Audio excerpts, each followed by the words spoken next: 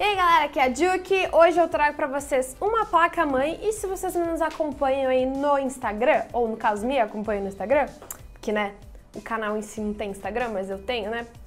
Fazer o quê? Então, a gente tá montando um setup e eu queria falar um pouquinho hoje pra vocês sobre essa placa-mãe, por que eu escolhi ela pra fazer, né, colocar nesse setup. E se você não for aqui, se inscreve, ativa as notificações, deixa o seu like e vamos pro vídeo.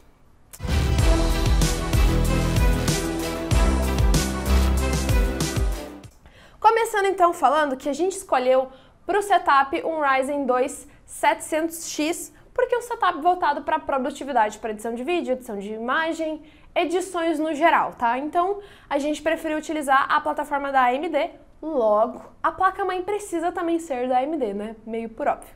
A gente tem aqui um socket AM4 chipset B450. Como vocês podem ver, essa aqui é uma Prime B450 Plus, tá? Por que a gente escolheu esta plaquinha aqui? A gente cogitou pegar uma X470, né, com um chipset mais voltado aí para a parte de overclock. Mas a pessoa dona do computador provavelmente não vai fazer overclock e o Ryzen em si, ao menos o de segunda geração que eu tenho, eu não consegui fazer grandes avanços no overclock.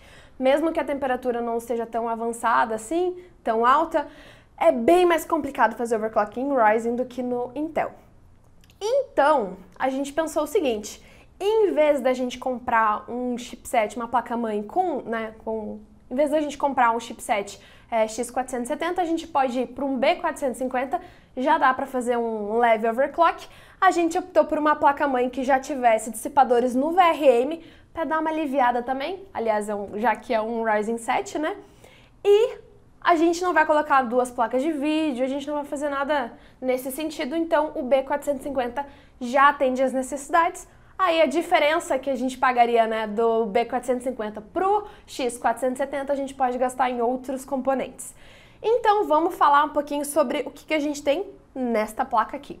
Como eu falei, o socket é um AM4, suporta então os Ryzen de primeira e segunda geração, provavelmente vai ter suporte para os Ryzen de terceira, e eu não acredito, não tenho certeza se vai ter suporte para todos os Ryzens, porque a princípio só suporta processadores de até 8 núcleos. Então, como talvez aí existem rumores de que na terceira geração a gente vai ter processadores com até 16 núcleos, eu não sei se ele vai suportar todos os processadores da terceira geração. Mas a gente tem que meio que esperar e ver o que vai acontecer, porque por enquanto são só rumores, né? Então, a gente não pode ficar dando muita opinião em cima de rumor. A gente tem 4 slots de memória, suporte até 64 GB e frequências de até 3.200 MHz.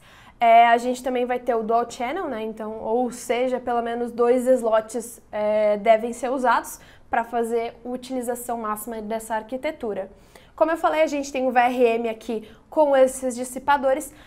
Se você for utilizar um Ryzen 5, um Ryzen 7, é interessante você ter. A gente não tem mais aquele problema que a gente tinha nos FX de um grande, absurdo calor do processador, mas os VRMs merecem ser refrigerados também, tá? Então fica essa dica.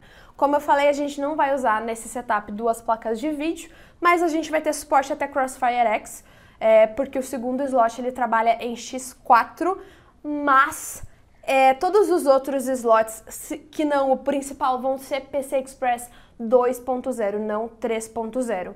O único PCI Express 3.0 é esse aqui, X16, eletricamente e fisicamente, tá? Então, não acho interessante fazer Crossfire X numa placa dessas, justamente por a gente ter PCI Express 2.0. É mais interessante você colocar alguma outra, sei lá, uma placa de captura, ou de repente uma placa de áudio, alguma coisa que você queira fazer a utilização aí, que os componentes da placa não sejam suficientes. De repente aumentar a sua capacidade de banda, colocar mais uma placa de rede, alguma coisa assim.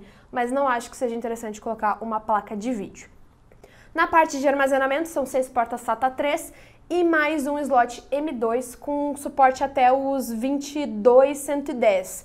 Esse slot M2 vai trabalhar tanto em SATA como PCI Express X4, mas no geral não é útil usar um slot M2 para colocar um SSD SATA, né? O SATA você já tem espaço aqui nas suas portas, então aconselho você pegar um X2 ou um X4, né? Um PCI Express. Além disso, ela vai fazer RAID 0, 1 e 10 no SATA, tá? Importante falar isso também, caso você queira ou performance ou backup. O controlador de rede vai ser um RTL8111H e o controlador de áudio vai ser um Realtek 887VD2. Na parte de conectividade no painel traseiro, a gente vai ter opções de usar HDMI, o DVI, duas USBs 2.0, um conector PS2, espero que você não precise desse conector. A gente tem os conectores de áudio aqui embaixo, USB 3.1 de primeira geração, USB 3.1 de segunda geração, o conector RJ45 e a gente também vai ter uma USB do tipo C. Na parte do painel frontal, que você vai conectar o seu gabinete, a gente tem USBs 2.0 e USB 3.1 de primeira geração. Então aqui a gente não vai ter nenhuma opção para USBs de segunda geração, tá? A 3.0 de segunda. E cada um desses conectores aqui vão suportar duas portas USB no seu painel frontal, ou seja, até 4 USBs 2.0 e duas USBs 3.0 de primeira geração. Na parte de refrigeração, a gente vai ter 3 chassi fan, um IO pump e também um CPU fan, que é obrigatório, né, para refrigeração do seu CPU. Além disso, a gente vai ter fitas RGB, né, você vai poder conectar algumas fitinhas para ficar seu gabinete ficar mais bonitinho, tá bom?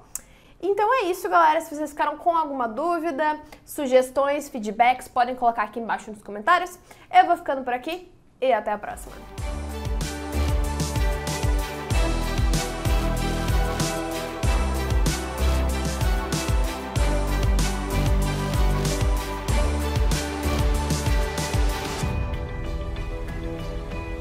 Oi, amor. Não, mas dá uma olhadinha pra ver se tá gravando certinho. Aproveita pra mim.